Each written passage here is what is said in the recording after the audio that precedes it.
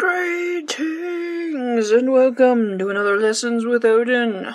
On this episode, I will be showing you how to make this amazing chain using Gemduos or Diamonduos. This one I used Diamonduos because I like the spiky, pointy nature of the Diamonduos better, but use whatever you want. This chain came from my massive Demagogue's Beacon piece, which there are tutorials pending for this on Skillshare, as well as a PDF that I plan to do in the future for the whole piece.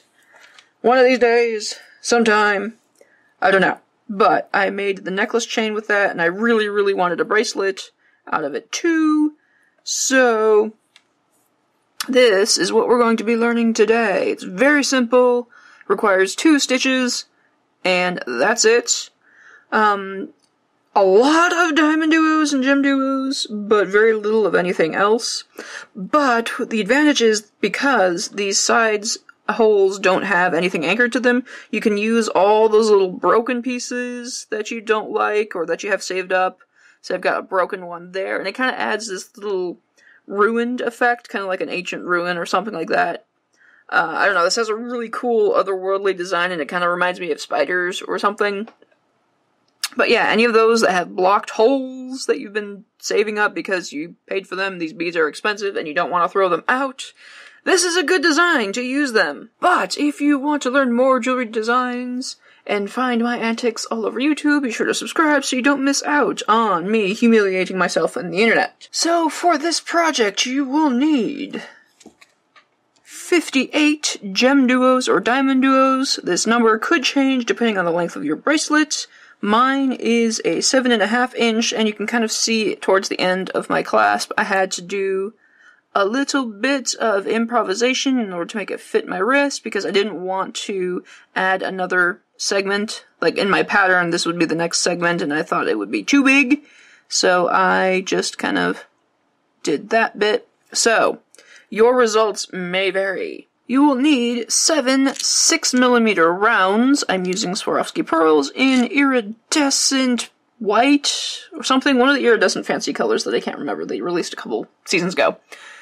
So, 7 of those. Feel free to use fire polish as well, but you might want to use something slightly smaller because fire polish tends to be more oblong shaped and you need something a little bit more actual round. So, try 6 or 5mm if you're planning to use fire polish, or just use round.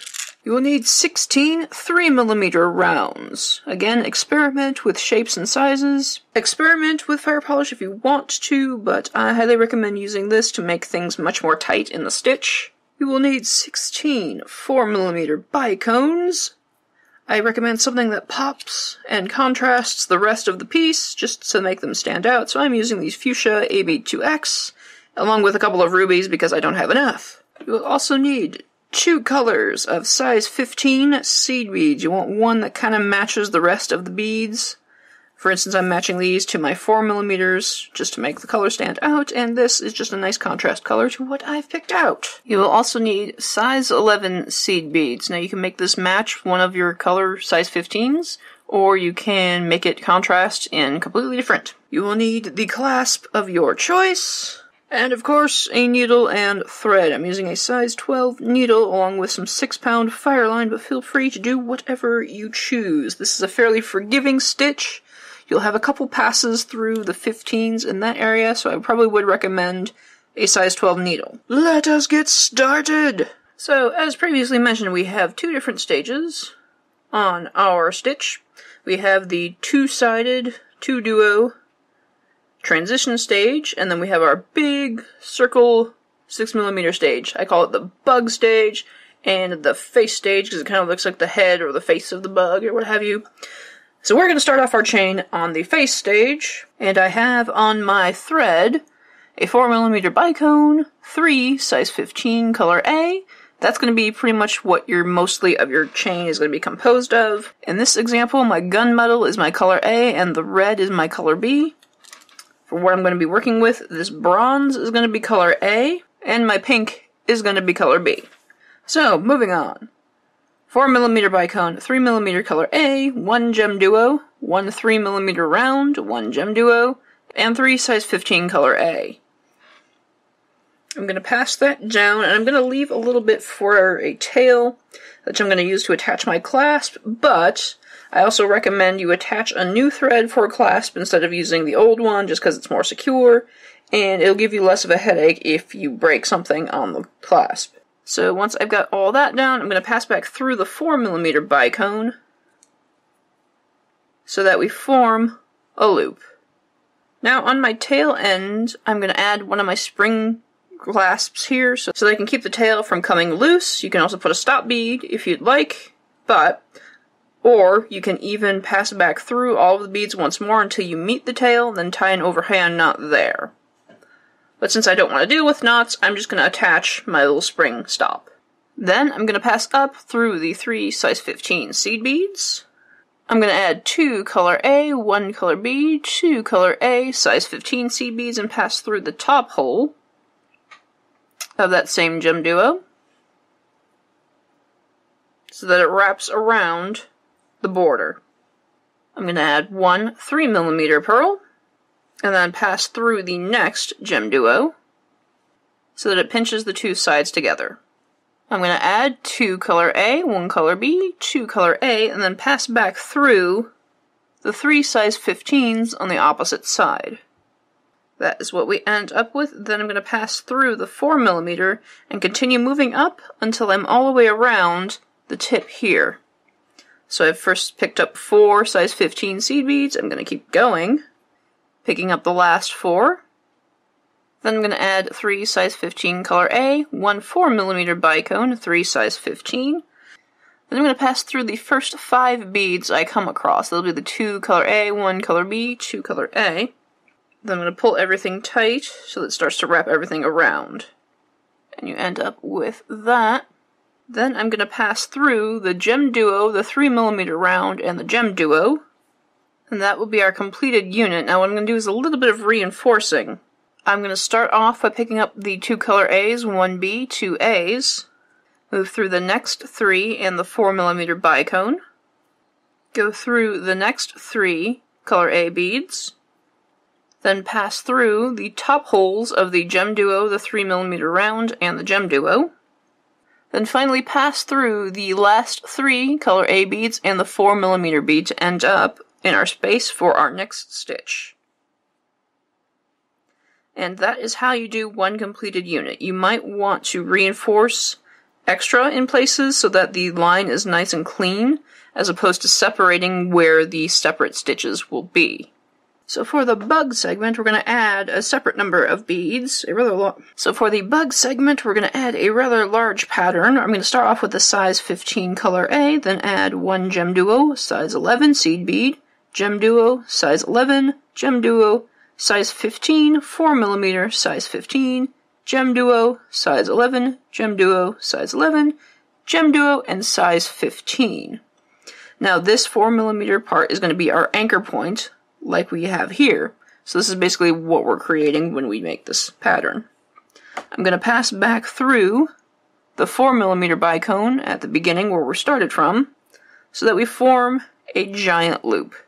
Then I'm going to reinforce this once more, so that I anchor this down and I make a nice secure.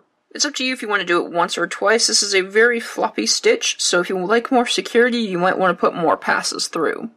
Also, if you're running low on thread, I recommend changing your threads in one of these quadrants. Since there's not going to be a lot of thread passes coming through them, you're going to have a lot of room to put knots in where you won't disrupt your main thread flow. Once you've reinforced it, you want to end up coming out of the 4mm at the bottom compared to the top anchor point here. I've added on 2 size 15 color A, my 6mm round, 2 size 15s. Then I'm going to pass through, since my thread is coming out of the right side of this bead, I'm going to pass through the left side of the 4mm across the way, so that I end up with a diagonal strand of beads. I'm going to add 2 more size 15 seed beads, then pass through the 6mm round once more to continue our X pattern. Then I'm going to add 2 more size 15s and pass through the left side of the 4mm bicone at the bottom so that we complete the X. Once I've done that, I'm going to reinforce by passing through in a figure 8 pattern once more. When I finish that, I want to end up at the 4mm bicone at the top. Now from this point, we're back to our head joint, or our head stitch here. So from the 4mm bead, I've added on 3 size 15 color A's, 1 Gemduo, 1 3mm round, 1 Gemduo, and 3 size 15 color A's. Then I'm going to pass back through the 4mm bicone. And this stage should look very familiar to you.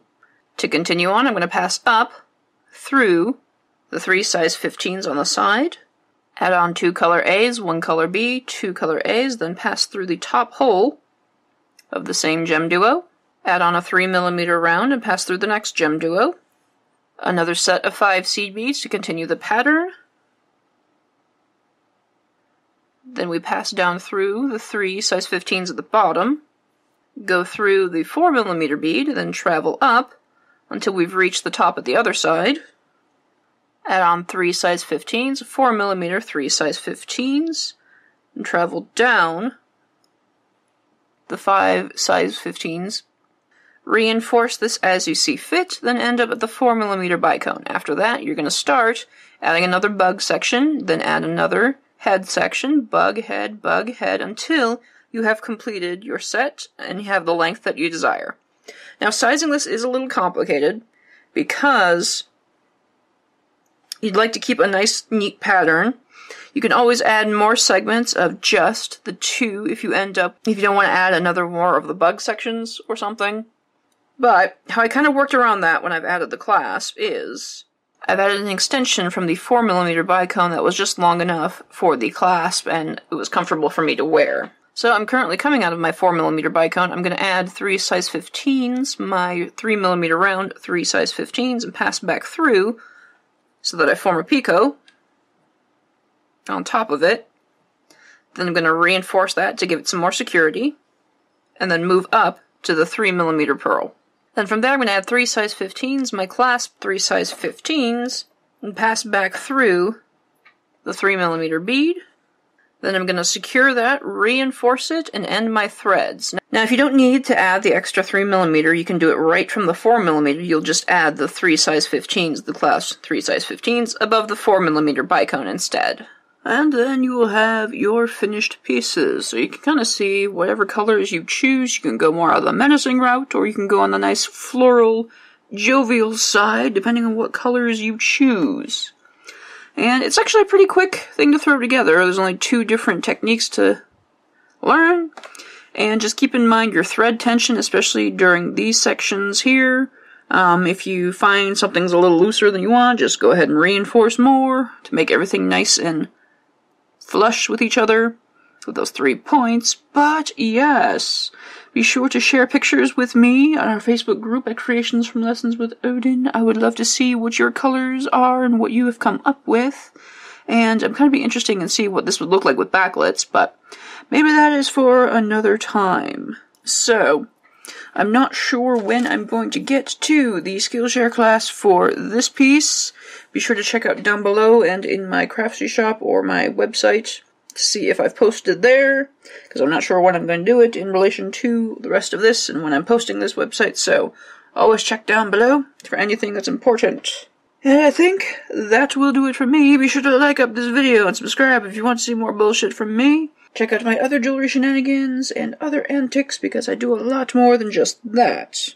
Also be sure to check out my sci-fi book that I've just launched. All pertinent links will be down below. Thank you guys so much for joining me, and of course, if there's anything I need to be trying out right now, feel free to let me know down below, and I will see you next time.